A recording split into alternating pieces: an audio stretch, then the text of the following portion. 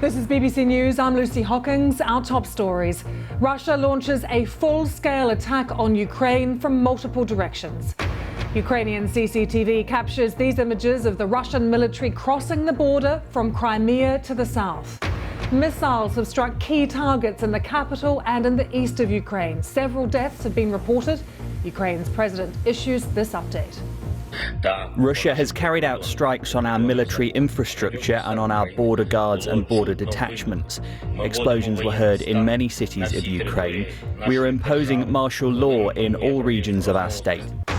Long queues are still building in Kiev as people try to escape. The EU says it's Europe's worst moment for more than 80 years.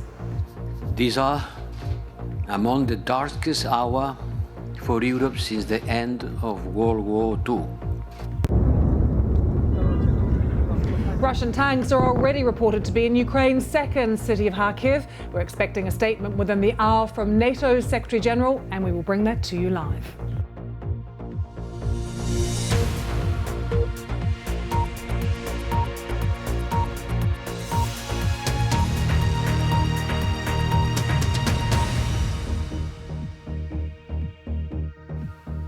Hello and welcome to BBC News. I'm Lucy Hockings. Russia has invaded Ukraine by land, air and sea in what President Putin has called a special military operation.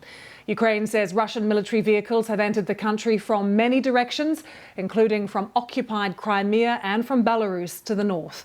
Cruise and ballistic missiles have struck military headquarters and airports, including Kiev's international airport. Let's take you straight to the Ukrainian capital. We can join our chief international correspondent, Lyse Doucet, who is there for us. Lyse. Yes, you join us in Kiev this morning, the capital of Ukraine, a country now under invasion in several directions from Russian forces. It's 8 hours since the first explosions were heard here in Kiev and in so many other parts of this country.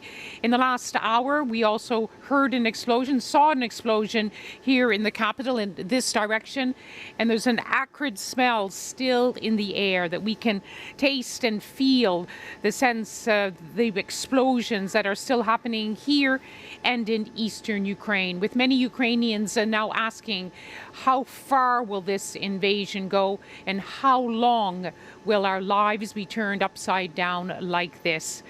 Let's just take a look at all the latest developments in the past 8 hours. In a televised address, the Russian President Vladimir Putin launched what he called a special military operation in the Donbass region, aimed, he said, at what he called the demilitarization and denazification of Ukraine. Russia says it's targeting military infrastructure, with attacks and missile strikes reported across Ukraine.